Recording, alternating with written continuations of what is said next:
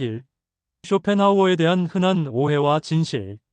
권총을 머리맡에 두고 자는 남자, 반려견에게 헤겔이라는 이름을 붙였다고 알려진 괴짜. 세상을 힘이 만들 수 있는 세계 중 최악의 세계로 폄하한 염세주의자 쇼펜하우어. 그의 이름에 꼬리표처럼 붙어다니는 이러한 자극적인 내용들은 사람들의 주목을 끌 수는 있지만 정작 그를 이해하는 데는 도움이 되지 않는 이야기들입니다.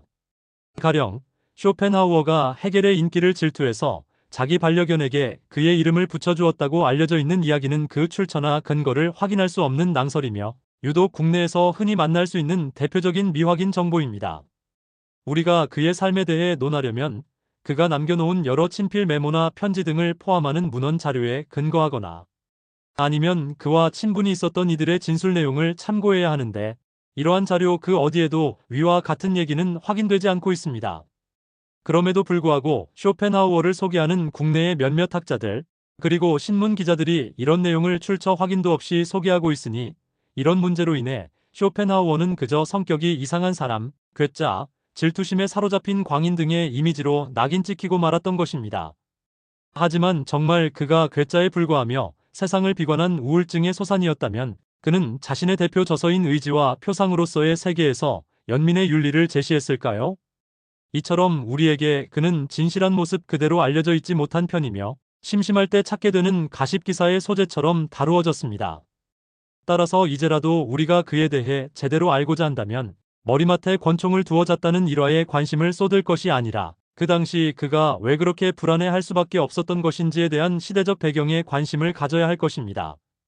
또한 헤겔을 질투했다는 유치한 소문, 이면에 자리 잡고 있는 당대 반이성주의를 향한 지적 움직임에 관심을 가져야 합니다. 쇼펜하우어의 삶과 시대적 배경. 1788년 당시 단치 히덴지그에서 태어난 쇼펜하우어. 역사적으로 이곳은 정치적으로 독립된 무역 왕국이었습니다. 따라서 이곳이 프로이센으로부터 점령당했을 때 이곳 부유층 사람들은 큰 피해를 입게 되었고 그중 한 사람이 바로 쇼펜하우어의 아버지였습니다. 그의 아버지는 아들도 이곳 단치이가 아닌 영국에서 태어나길 바랐으며 이름도 영국식 이름에 해당하는 아르투어서라고 지었지만 여러 사정으로 인해 결국 쇼펜하우어는 단치기에서 태어나게 됩니다. 그는 어린 시절 프로이센 치하에서 벗어나기 위해 함부르크로 탈출하다시피 이주한 이후로는 한평생 이 사건에 대한 트라우마를 겪게 되었습니다. 침대 머리맡에 총을 두고 자게 된 배경에도 이러한 어린 시절의 체험이 자리 잡고 있으며 낯선 사람과 교제하지 못하는 불안 증세의 이면에도 이러한 성장기가 맞물려 있다고 봐야 합니다. 그리고 그 무엇보다도 그 이름도 유명한 헤겔이 바로 저 프로이센의 국가 철학자였다는 것. 그러니 쇼펜하우어가 그를 좋아하기란 쉽지 않은 일이었겠죠. 특히 이들이 활동하던 19세기 유럽은 과학 문명의 힘이 충천할 때였으며 이를 배경으로 산업화에 성공한 국가들이 다 지구를 무분별하게 침략하던 때였습니다. 이러한 시기에 과학 문명을 이끌고 있었던 인간의 이성을 신뢰하면서 철학을 펼쳤던 이성주의 철학자들과 달리 쇼펜하우어는 당시 발전하던 뇌의학을 공부하면서 이성이란 한낱 뇌작용에 따른 부수적인 현상에 불과할 수도 있다고 보았습니다.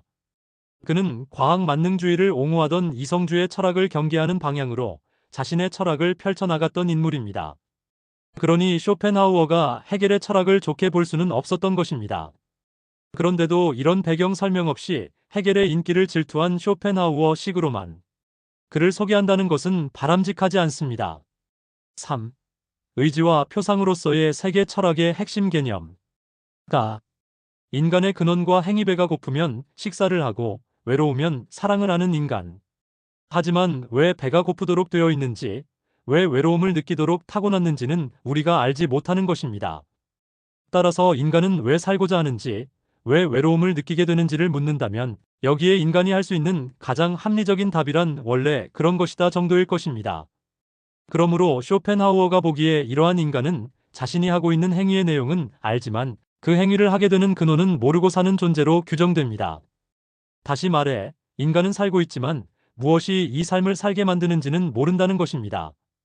여러분은 현재 나는 살아야 해라는 식의 결단을 내렸기 때문에 살고 계신 게 아닙니다.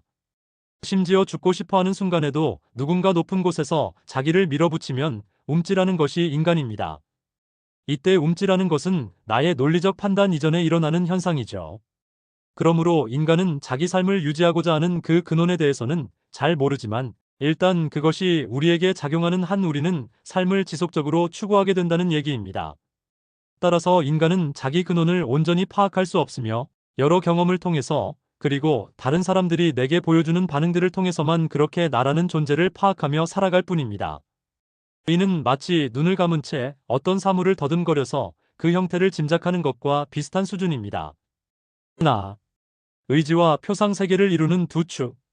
쇼펜하우어는 이 세계를 인간이 아는 것과 인간이 알지 못하는 것 사이에 놓인 채 살고 있다고 보았습니다. 여기서 인간이 아는 것을 표상 VORSTELLUNG라 불렀고 인간이 알지 못하는 것을 의지윌라고 불렀습니다. 따라서 그의 대표 저서인 의지와 표상으로서의 세계라는 책 제목은 인간이 알지 못하는 것과 인간이 아는 것으로서의 세계라고 바꿔 불러도 되는 것입니다. 그렇다면 여기서 저 의지에 해당하는 것, 그러니까 인간이 알지 못하는 것은 과연 무엇일까요? 네, 그것이 바로 있는 그대로의 세계라는 것입니다. 우리 인간은 세계를 있는 그대로 보고 있는 것이 아닙니다. 가령 저 꽃을 본다고 할 때 저 꽃의 색은 원래 저 색이 아니죠. 우리가 보는 저 꽃의 색은 그저 가시광선에 따른 결과에 불과한 것입니다. 인간은 가시광선이 반사된 그 색만 보고 사는 것이며 따라서 인간에게 저 꽃은 우리 눈과 가시광선의 관계에 따라 표상된 것인 것이지 꽃 그 자체는 아니라는 것입니다. 이처럼 표상이란 우리 인간이 세계를 파악하는 방식입니다. 그렇다면 쇼펜하우어는 왜 저 파악할 수 없는 세계를 의지라고 표현했을까요? 의지윌라는 개념은 우리말에 의지, 의욕, 욕망 등으로 옮겨볼 수 있는데 이 세계는 늘 무언가를 나타내고자 하는 어떤 맹목적인 욕망 같은 것이라고 그는 보았기 때문입니다. 나무, 꽃, 인간, 그 외의 다른 동물들 등등이 다 바로 이 의지의 표현인 것인데 이런 의지가 정확히 무엇이며 왜 있는 것인가 하고 묻는다면 이것에 대해 답을 제시할 수는 없다고 쇼펜하우어는 말하는 것입니다. 다음에 있는 그대로의 세계인 의지로서의 세계에 대해 우리 인간은 알 수가 없는데 그 대신 아까 가시광선의 예처럼 우리 인간은 인간만이 가지고 있는 인식의 방식이를 표상이라고 한다고 했죠에 따라 표상된 것으로만 알게 된 그 세계를 그저 세계로 파악하면서 살아간다는 얘기입니다. 그래서 이 책의 첫 문장은 이렇게 시작합니다. 세계는 나의 표상이다. 이때 말한 저 세계는 있는 그대로의 세계가 아니고 그저 인간이 파악하는 방식인 표상에 따라 드러난 세계만을 뜻하는 것입니다. 인간은 세계 그 자체인 의지의 본질을 알지 못하며 오로지 자기가 표상하는 방식대로만 안다. 표상 방식 충족 근거율. 쇼펜하우어가 말하는 표상 방식은 바로 그 유명한 충족 근거율입니다. 이 개념은 인간이 세계를 파악하는 방식을 말하는 것이며 인간이 세계에 일어나는 모든 일들을 접할 때마다 그 간거를 묻고 이를 통해 파악하는 인과성의 원리의 기초에 있는 표현 방식이라고 할 수 있습니다. 충족 근거율에는 다음과 같이 4종류가 있습니다. 종류 파악하는 개념 설명 생성의 근거율, 인과유론인과 결과사물이 생겨난 근거. 인간이 경험을 하기 위한 전제 조건이며 객관 대상들이 주체에게 인과에 따라 나타난다. 존재의 근거율 시간과 공간 존재가 어떤 근거로 존재하고 있는지를 묻는다. 세상에 존재하는 모든 것을 시간과 공간으로 포착한다. 인식의 근거율, 논리 규칙 하나의 판단이 참이 되기 위해서는 그 판단에 대한 근거가 필요하다는 규칙을 따른다. 인간이 이성을 통해 세계를 표상하는 방식이다. 행위의 근거율 동기였던 근거로 인간이 행위를 하는가를 묻는다. 외부에 있는 대상이 아니라 나의 내면과 관계하는 근거율이다. 인간은 이렇게 4가지 근거율에 따라서 세계를 표상한다고 했으니 이것이 인간이 세계를 아는 방식이라고 할 수 있습니다. 이러한 표상 방식은 세계를 있는 그대로 보여주는 것이 아닙니다. 마치 선글라스를 쓴 사람의 눈에 세상 모든 것이 색안경을 쓴 채 보이듯이 이 근거율을 인식 원리로 가진 인간은 오로지 저 근거율에 따라 표상된 세계만 보면서 사는 것입니다. 고통의 근원 개별화의 원리. 쇼펜하우어는 의지가 맹목적으로 움직이면서 지금과 같은 모습의 세계를 만든다고 설명했는데 여기서 중요한 것은 이러한 의지가 바로 맹목적이라는 점입니다. 어떤 이유나 원인 같은 것이 없다는 것이죠. 그리고 인간은 존재하는 모든 것들을 시간과 공간으로 표상합니다. 이것이 바로 개별화의 원리가 되어 인간의 삶에 고통으로 작용한다고 쇼펜하우어는 말합니다. 의지로서의 세계물 자체에서는 나와 너는 하나입니다. 의지에는 시간과 공간의 근거율이 적용되지 않으므로 개별화가 없습니다. 표상으로서의 세계 현상계에서는 인간은 시간과 공간으로 표상한 것만 인식할 수 있으므로 나라는 존재와 너라는 존재를 서로 다른 공간에 위치시켜 놓고 다른 시점으로 파악합니다. 이것을 개별화의 원리라고 합니다.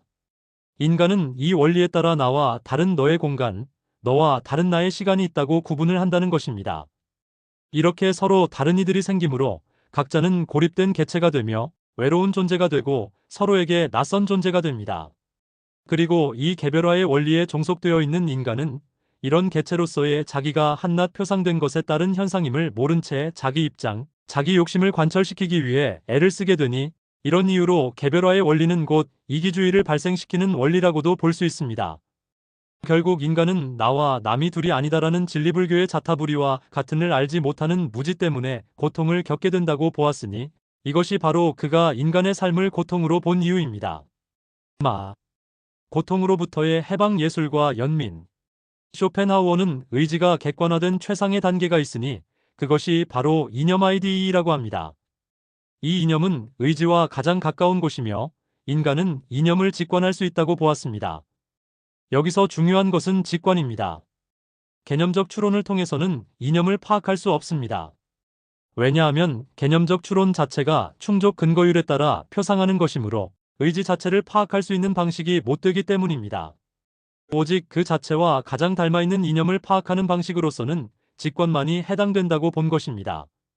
이 이념을 직관한 인간은 근거율에 따라 여러 관계에 종속되어 있던 상태에서 벗어나 저 이념을 깊게 강조하면서 거기에 몰입된다고 합니다. 그는 이러한 이념을 직관할 수 있는 좋은 방법으로 예술을 들고 있습니다. 예술은 표상에 머물러 있는 우리의 눈을 저 깊은 의지의 세계로 돌려보는 계기를 마련해준다고 주장합니다. 그리고 이때 이런 역할을 하는 예술 작품, 그러니까 이념의 직관을 가장 잘 구현한 예술가는 천재라고 그는 주장했습니다. 하지만 이러한 예술의 역할은 일시적이라고 봅니다. 우리가 예술 작품을 통해 잠시 근거율에 따른 표상에서 벗어날 수는 있을지 몰라도 얼마 있지 않아 다시 우리의 의식은 저 표상으로서의 세계로 돌아오기 때문이라고 합니다. 그러므로 근거율에 따른 개별화의 원리가 적용되지 않는 의지로서의 세계가 세계, 본질이라는 것을 정확히 직관한 사람은 이를 진정한 지혜로 삼아 지속적으로 자기 자신을 저 의지의 맹목성으로부터 벗어나도록 노력해야 한다고 주장합니다. 이렇게 깨달아 노력하는 사람은 개체가 하나라는 저 의지로서의 세계 속에서 괴롭히는 자와 괴로워하는 자, 슬픈 자와 기쁜 자 또한 결국 모두 하나라는 것을 알게 된다고 합니다.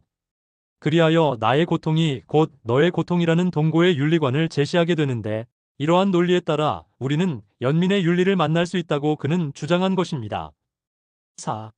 쇼펜하우어 철학의 토대 플라톤, 칸트, 우파니샤드. 쇼펜하우어 철학의 중심축은 다음과 같이 세 기둥으로 이루어져 있습니다. 플라톤의 이원론. 플라톤은 이 세계를 그 자체로 진실한 것으로 보지 않았으며 이데아의 모사로 보았습니다. 이 플라톤의 이원론은 서양 철학사에서 오래도록 영향을 미쳤습니다. 칸트의 인식론. 칸트는 플라톤이 이데아 자리에 물자체라는 개념을 두었고 이데아가 모사한 이 세계를 현상계라고 불렀습니다. 칸트는 물자체는 인간이 알 수 없는 것이라고 했지만 쇼펜하우어는 저 물자체 자리에 의지로서의 세계라는 개념을 두었습니다. 쇼펜하우어는 칸트와 달리 이 의지의 영역에 대해 자신의 철학을 과감하게 개진시키며 의지로서의 세계를 차등이 없는 하나의 세계로 규정했습니다. 시간과 공간의 근거율이 적용되기 이전의 영역이기 때문에 개별화의 원리가 나타나지 않는다고 본 것입니다. 우파니샤드. 인도 철학 나와 너는 둘이 아니다라는 결론은 나와 이 우주는 하나라는 것으로 인도의 고대 경전인 우파니샤드에서 말하는 브라흐만범 일여의 경지와도 같습니다. 실제 쇼펜하우어는 1814년부터 우파니샤드를 연구하기 시작했고 이후 인도 철학 및 불교 사상에 지속적인 관심을 보이며 자신의 철학을 성숙시켰습니다. 5. 쇼펜하우어의 영향. 반합리주의 철학. 플라톤 이래 헤겔에 이르기까지 인간의 이성을 신뢰하며 발전한 서양 철학 전통 속에서 인간은 맹목적 의지에 종속된 존재임을 부각시켰던 쇼펜하우어의 반이성주의적 철학은 당대에는 크게 환영받지 못했습니다.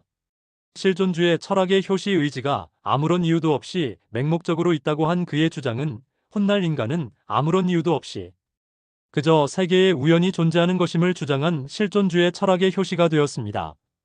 프로이트의 무의식 인간은 이성이 아니라 의지, 맹목적, 기저 욕망의 충동에 사로잡힌 존재임을 주장했던 이 내용은 이후 프로이트의 무의식적 세계를 열어주는 길잡이 역할을 하게 됩니다.